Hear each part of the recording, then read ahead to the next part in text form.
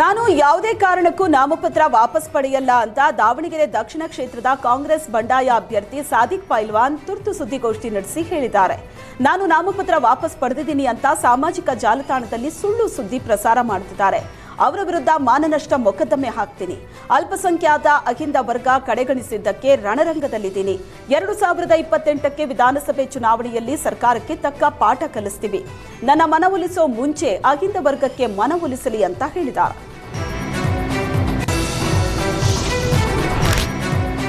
ವಿಧಾನಸೌಧದಲ್ಲಿ ನಡೆದ ಶಾಸಕರ ಫೋಟೋ ಶೂಟ್ ಬಗ್ಗೆ ಭಾರೀ ಕುತೂಹಲ ಮೂಡಿಸಿದೆ. ಸರ್ಕಾರ ಅವಧಿ ಮುಕ್ತಾಯದ ಕೊನೆಯ ಸದನದಲ್ಲಿ ಫೋಟೋ ಶೂಟ್ ಆಗೋದು ಸಾಮಾನ್ಯ. ಆದರೆ ಸರ್ಕಾರದ ಅವಧಿ 2 ವರ್ಷ ಇರುವಾಗ ಫೋಟೋ ಶೂಟ್ ಯಾಕೆ ಅಂತ ಶಾಸಕರಲ್ಲಿ ಚರ್ಚೆ ಜೋರಾಗಿದೆ. ಸಿಎಂ ಬದಲಾವಣೆನ, ಸ್ಪೀಕರ್ ಬದಲಾವಣೆನ, ಸಂಪುಟ ಬದಲಾವಣೆನ ಅನ್ನೋ ಕುತೂಹಲ ಮೂಡಿಸಿದೆ ಈ ಫೋಟೋ ಶೂಟ್. ಇತ್ತ ವಿಧಾನಸೌಧದ ಮೊಗಸಾಲೆಯಲ್ಲಿ ಸ್ಪೀಕರ್ ಜೊತೆಗೆ ಸಿಬ್ಬಂದಿ ಫೋಟೋ ಶೂಟ್ ಕೂಡ ಮಾಡಲಾಗಿದೆ. ಇದು ಏನೋ ಬದಲಾವಣೆ ಆಗಲಿದೆ ಅನ್ನೋ ಸುದ್ದಿಗೆ ಇನ್ನಷ್ಟು ರೆಕ್ಕೆ ಪುಕ್ಕ ಹುಟ್ಟೋದಕ್ಕೆ ಕಾರಣ ಆಗಿದೆ. ಇದಕ್ಕೆ ಪ್ರತಿಕ್ರಿಯಿಸಿರುವ ಸ್ಪೀಕರ್ ಯುಟಿ ಖಾದರ್, ಪರಿಷತ್ನಲ್ಲಿ ಕೆಲವು ಸದಸ್ಯರ ಅವಧಿ ಮುಕ್ತಾಯ ಆಗ್ತಾ ಇದೆ, ಹಾಗಾಗಿ ಅವರ ಜೊತೆಗೆ ಫೋಟೋ ಶೂಟ್ ಮಾಡಿಸಿದ್ದೀವಿ ಅಂತ ಹೇಳಿದ್ದಾರೆ.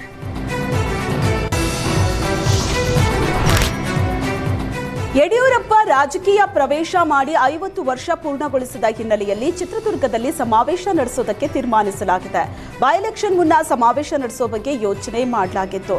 ಆದರೆ ವಾರದೊಳಗೆ ಬೃಹತ್ ಕಾರ್ಯಕ್ರಮ ಮಾಡೋದು ಕಷ್ಟ. ಹೀಗಾಗಿ ಮೇ ಮೊದಲ ವಾರ ಕಾರ್ಯಕ್ರಮ ನಡೆಸೋ ಸಾಧ್ಯತೆ ಇದೆ. ಈ ಕಾರ್ಯಕ್ರಮದ ಬಗ್ಗೆ ಚರ್ಚೆಗೆ ಸಭೆ ಕರೆಯಲಾಗಿದ್ದು ಬಿಜೆಪಿಯ ಪ್ರಮುಖ ಶಾಸಕರು, ಸಂಸದರು ಭಾಗಿಯಾಗಲಿದ್ದಾರೆ. ಸಂಜೆ 5 ಗಂಟೆಗೆ ಸಭೆ ಆಯೋಜನೆ ಮಾಡಲಾಗಿದ್ದು ಕಾರ್ಯಕ್ರಮದ ರೂಪುರೇಷೆ ಬಗ್ಗೆ ಚರ್ಚೆ ನಡೆಯಲಿದೆ.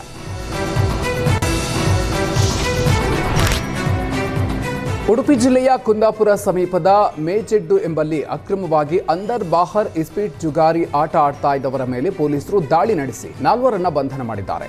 ಸಿದ್ದಾಪುರ ಗ್ರಾಮದ ಮೇಜೆಡ್ಡು ಪ್ರದೇಶದಲ್ಲಿರುವ ಸುಧಾಕರ್ ಶೆಟ್ಟಿ ಮನೆಯಲ್ಲಿ ಅಕ್ರಮವಾಗಿ ಜುಗಾರಿ ಆಟ ನಡೀತಾ ಇರೋ ಕುರಿತು ಪೊಲೀಸರಿಗೆ ಮಾಹಿತಿ ಲಭಿಸಿತ್ತು.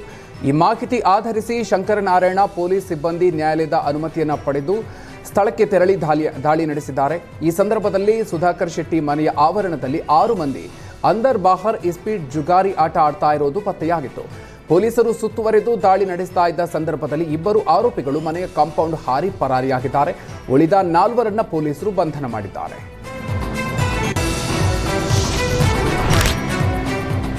ಕಾಪು ಕಡಲ ಕಿನಾರೆಯಲ್ಲಿ ತಮಿಳುನಾಡು ಮೂಲದ ಮೀನುಗಾರ ದೋಣಿ ಕುಸಿದ ಪರಿಣಾಮ ಸ್ಥಳೀಯ ಮೀನುಗಾರ ದೋಣಿ ಮಗುಚಿ 2 ಮೀನುಗಾರರು ನೀರಿಗೆ ಬಿದ್ದಿದ್ದಾರೆ. ಒಬ್ಬನನ್ನು ರಕ್ಷಿಸಲಾಗಿದ್ದು ಇನ್ನೊಬ್ಬ ಮೀನುಗಾರ ನಾಪತ್ತೆಯಾಗಿದ್ದಾನೆ. ಕಳೆದ ಕೆಲವು ದಿನಗಳಿಂದ ತಮಿಳುನಾಡು ಮೂಲದ ಮೀನುಗಾರರು ಅಕ್ರಮ ಅಜ್ಜಿರು ಮೀನುಗಾರಿಕೆ ಮಾಡ್ತಾ ಇದ್ರು ಎನ್ನಲಾಗಿದೆ. ಈ ಹಿನ್ನೆಲೆಯಲ್ಲಿ ಸ್ಥಳೀಯ ಮೀನುಗಾರರು ಸಣ್ಣ ದೋಣಿಲಿ ತೆರಳಿ ತಮಿಳುನಾಡು ಮೂಲದ ಮೀನುಗಾರರ ಜೊತೆ ಮೀನುಗಾರಿಕೆ ಮಾಡದಂತೆ ಮನವಿ ಮಾಡೋದಕ್ಕೆ ಮುಂದಾಗಿದ್ರು. ಈ ವೇಳೆ ತಮಿಳುನಾಡಿನ ದೊಡ್ಡ ದೋಣಿಯನ್ನ ಸ್ಥಳೀಯ ಮೀನುಗಾರರ ಸಣ್ಣ ದೋಣಿಗೆ ಉದ್ದೇಶಪೂರ್ವಕವಾಗಿ ಡಿಕ್ಕಿ ಕೊಡಿಸಿದ್ದಾರೆ ಎನ್ನಲಾಗುತ್ತಿದೆ. ಘಟನೆ ಬಳಿಕ ತಮಿಳುನಾಡು ಮೂಲದ ಮೀನುಗಾರರು ಮಲ್ಪೆಯತ್ತ ಪಲಾಯನ ಮಾಡಿದ್ದಾಗಿ ಸ್ಥಳೀಯರು ದೂರಿದ್ದಾರೆ.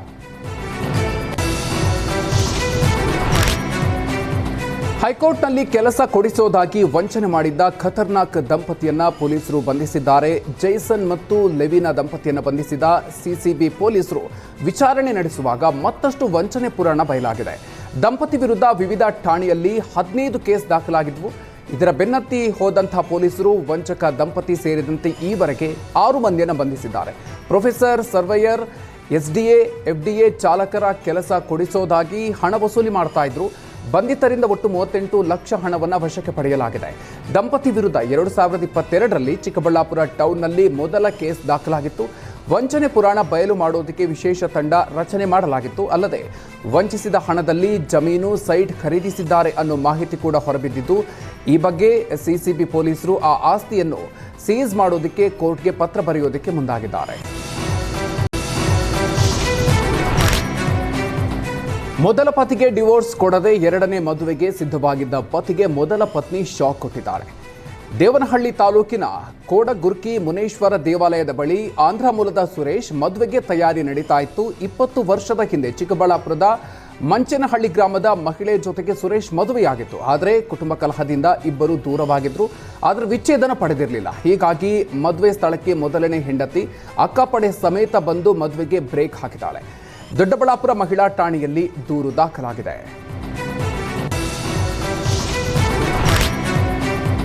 ಚಲಿಸ್ತಾ ಇದ್ದ ಬಸ್ ಬ್ರೇಕ್ ಫೇಲ್ ಆಗಿ ಆಟೋ, ಹಣ್ಣಿನ ಬಂಡಿ, ಟೀ ಅಂಗಡಿ ಸೈನ್ ಬೋರ್ಡ್ಗೆ ಡಿಕ್ಕಿ ಹೊಡೆದ ಘಟನೆ ಬಳ್ಳಾರಿಯ ಮೋತಿ ವೃತ್ತದ ಬಳಿ ನಡೆದಿದೆ. ಘಟನೆಯಲ್ಲಿ 3 ಸಣ್ಣ ಪುಟ್ಟ ಗಾಯ ಆಗಿದೆ. ಸದಾಕಾಲವೂ ಜನನಿಬಿಡ ಪ್ರದೇಶವಾಗಿರೋ ಮೋತಿ ವೃತ್ತದಲ್ಲಿ ಈ ಅಪಘಾತ ಸಂಭವಿಸಿದ್ದು, ಅದೃಷ್ಟವಶಾತ್ ಯಾವುದೇ ಪ್ರಾಣಾಪಾಯ ಆಗಿಲ್ಲ.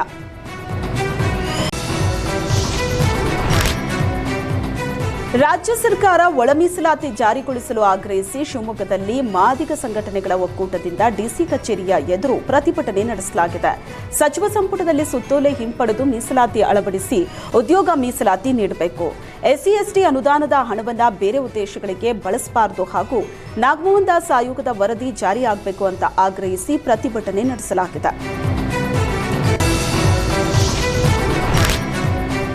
ಅಪಘಾತಕ್ಕೆ ಬಲಿಯಾಗಿದ್ದ ಮಹಿಳೆ ಶವ ಕಸದ ರಾಶಿಗೆ ಎಸೆದು ಹೋಗಿದ್ದ ಆಟೋ ಚಾಲಕ ಕೊನೆಗೂ ಅಂಧರ್ ಆಗಿದ್ದಾನೆ. ಬೆಂಗಳೂರಿನ ಕೆಂಗೇರಾದಲ್ಲಿ ಕಳೆದ ಭಾನುವಾರ ಆಟೋ ಡಿಕ್ಕಿ ಹೊಡೆದು ಮಹಿಳೆ ಗಾಯಗೊಂಡಿದ್ರು. ಈ ವೇಳೆ ಆಟೋ ಚಾಲಕ ಬಸವೇಗೌಡ ಗಾಯಗೊಂಡಿದ್ದ ಮಹಿಳೆಯನ್ನ ಆಸ್ಪತ್ರೆಗೆ ಕರೆದೊಯ್ದಿದ್ದ. ಆದರೆ ಮಹಿಳೆ ಚಿಕಿತ್ಸೆ ನೀಡುವ ಮೊದಲೇ ಮೃತಪಟ್ಟಿದ್ಲು. ಆಗ ಭಯಗೊಂಡ ಆಟೋ ಚಾಲಕ ಮತ್ತೆ ಮಹಿಳೆಯ ಶವವನ್ನು ಆಟೋದಲ್ಲಿ ಹಾಕೊಂಡು ಬಂದು ಕಸದ ರಾಶಿಗೆ ಎಸೆದು ಹೋಗಿದ್ದ. ಸೋಮವಾರ ಮೃತದೇಹವನ್ನು ಕಂಡು ಸ್ಥಳೀಯರು ಪೊಲೀಸರಿಗೆ ಮಾಹಿತಿಯನ್ನ ನೀಡಿದ್ರು. ಘಟನಾ ಸ್ಥಳಕ್ಕೆ ಭೇಟಿ ನೀಡಿ ಪರಿಶೀಲಿಸಿದ್ದ ಕೆಂಗೇರಿ ಪೊಲೀಸರು ಈಗ ಆಟೋ ಚಾಲಕ ಬಸವೇಗೌಡನನ್ನು ಬಂಧಿಸಿ ವಿಚಾರಣೆ ನಡೆಸುತ್ತಿದ್ದಾರೆ.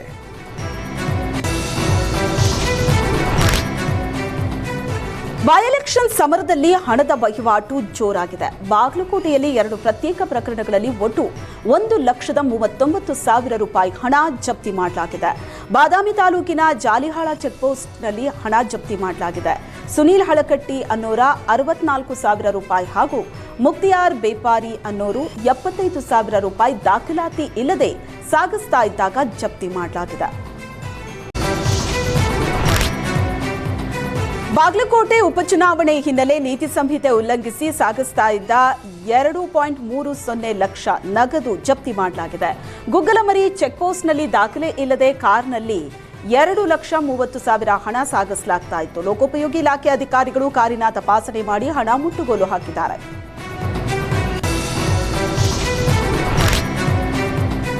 ದಾವಣಗೆರೆಯಲ್ಲಿ ಉಪಚುನಾವಣೆ ಅಖಾಡ ರಂಗೇರಿದ್ದು ಅಲ್ಪಸಂಖ್ಯಾತ ಸಮುದಾಯದ ಮತಗಳನ್ನು ಸೆಳೆಯೋದಕ್ಕೆ ಬಿಜೆಪಿ ಕಸರತ್ತು ನಡೆಸ್ತಾ ಇದೆ. ಬಿಜೆಪಿ ಅಭ್ಯರ್ಥಿ ಶ್ರೀನಿವಾಸ್ ದಾಸ ಕರಿಯಪ್ಪ ಅಲ್ಪಸಂಖ್ಯಾತ ಸಮುದಾಯದ ಜನರನ್ನ ಸೇರಿಸಿ ಸಭೆ ನಡೆಸಿದ್ದಾರೆ. ಅಲ್ಪಸಂಖ್ಯಾತ ಸಮುದಾಯದ ಜನರ ಮನೆ ಬಾಗಿಲಿಗೆ ತೆರಳಿ ಮತಯಾಚನೆ ಕೂಡ ಮಾಡಿದ್ದಾರೆ.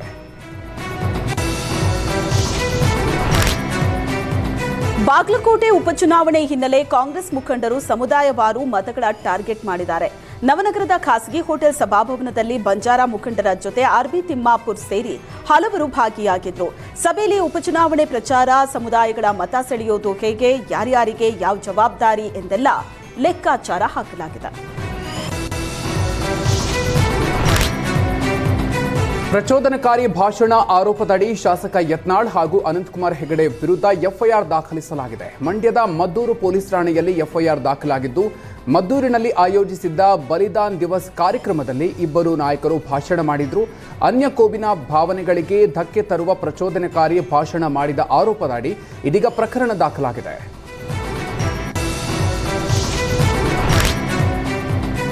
ಮದ್ಯದಂಗಡಿ ಮಾಲೀಕರೇ ಎಚ್ಚರ. ನೀವೇನಾದರೂ ನಿಗದಿಗಿಂತ ಹೆಚ್ಚು ದರಕ್ಕೆ ಮದ್ಯ ಮಾರಾಟ ಮಾಡಿದ್ರೆ ನಿಮ್ಮ ಅಂಗಡಿಗೆ ಬೀಗ ಬೀಳುತ್ತೆ. MRP ದರದಲ್ಲಿ ಮಾತ್ರ ಮದ್ಯ ಮಾರಾಟ ಮಾಡಬೇಕು. ನಿಯಮ ಮೀರಿ ಹೆಚ್ಚಿನ ದರಕ್ಕೆ ಮದ್ಯ ಮಾರಾಟ ಮಾಡಿದ್ರೆ ನಿಮ್ಮ ಲಿಕ್ಕರ್ ಶಾಪ್ ಕ್ಲೋಸ್. ರಾಯಚೂರಿನಲ್ಲಿ 2 ಮದ್ಯದ ಅಂಗಡಿಗಳಲ್ಲಿ MRP ದರಕ್ಕಿಂತ 20 ರಿಂದ 30 ರೂಪಾಯಿ ಹೆಚ್ಚು ವಸೂಲಿ ಮಾಡಿದ ಬಗ್ಗೆ ದೂರು ದಾಖಲಾಗಿತ್ತು. ದೂರು ಆಧರಿಸಿ 3 ಬಾರಿ ದಂಡ ಕಟ್ಟಿಸಿಕೊಳ್ಳಲಾಗಿತ್ತು. 4ನೇ ಬಾರಿ ಅಂಗಡಿಯನ್ನೇ ಬಂದ್ ಮಾಡುವಂತೆ ಜಿಲ್ಲಾಧಿಕಾರಿ ನಿತೀಶ್ ಆದೇಶ ನೀಡಿದ್ದಾರೆ.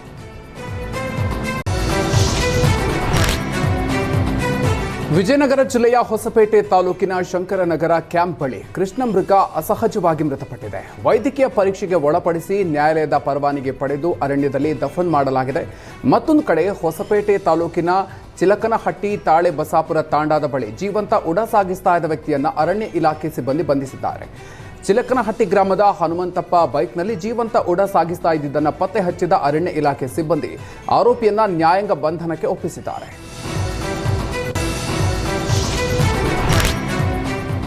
ಮಾಗಡಿ ಹಾಗೂ ಕುದೂರು ಪೊಲೀಸರು ಭರ್ಜರಿ ಕಾರ್ಯಾಚರಣೆ ನಡೆಸಿ ಪ್ರಯಾಣಿಕರ ಸೋಗಿನಲ್ಲಿ ಕಳ್ಳತನ ಮಾಡ್ತಾ ಇದ್ದ ಖತರ್ನಾಕ್ ಲೇಡಿಯನ್ನ ಬಂಧಿಸಿದ್ದಾರೆ. ಕಳೆದ ಫೆಬ್ರವರಿ 16ರಂದು ಬಸ್ನಲ್ಲಿ ಪ್ರಯಾಣಿಸ್ತಾ ಇದ್ದ ಮಹಿಳೆಯ ಬ್ಯಾಗ್ನಲ್ಲಿದ್ದ ಚಿನ್ನಾಭರಣ ಕದ್ದಿದ್ದ ಆರೋಪಿ ಮಾಲಾ ಸೆಲ್ನಿಂದ ಎಸ್ಕೇಪ್ ಆಗಿದ್ಲು. ಬಳಿಕ ಮಾಲಾನನ್ನ ಮದುರೈನಲ್ಲಿ ಪೊಲೀಸರು ಬಂಧಿಸಿದ್ದಾರೆ. ಇನ್ನೊಂದು ಪ್ರಕರಣದಲ್ಲಿ ಜಾತ್ರೆಗಳಲ್ಲಿ ಜನರ ಗುಂಪಿನಲ್ಲಿ ನಿಂತು ಕಳ್ಳತನ ಮಾಡ್ತಾ ಇದ್ದ ಕುಪ್ಪಂ ಗ್ಯಾಂಗ್ ಅನ್ನ ಪೊಲೀಸರು ಬಂಧಿಸಿದ್ದಾರೆ. ಬಂಧಿತರಿಂದ 50 ಲಕ್ಷ ರೂಪಾಯಿ ಮೌಲ್ಯದ 350 ಗ್ರಾಂ ಚಿನ್ನಾಭರಣ ವಶಕ್ಕೆ ಪಡೆಯಲಾಗಿದೆ. ಕುಪ್ಪಂ ಗ್ಯಾಂಗ್ನ ಕರಿಯಮ್ಮ, ಕರ್ಣ ಹಾಗೂ ನರಸಿಂಹ ಬಂಧಿತ ಆರೋಪಿಗಳಾಗಿದ್ದಾರೆ. 2 ಪ್ರತ್ಯೇಕ ಗುಂಪಿನ ಆರೋಪಿಗಳನ್ನ ಬಂಧಿಸಿ 10ಕ್ಕೂ ಹೆಚ್ಚು ಪ್ರಕರಣಗಳನ್ನ ಪೊಲೀಸರು ಭೇದಿಸಿದ್ದಾರೆ.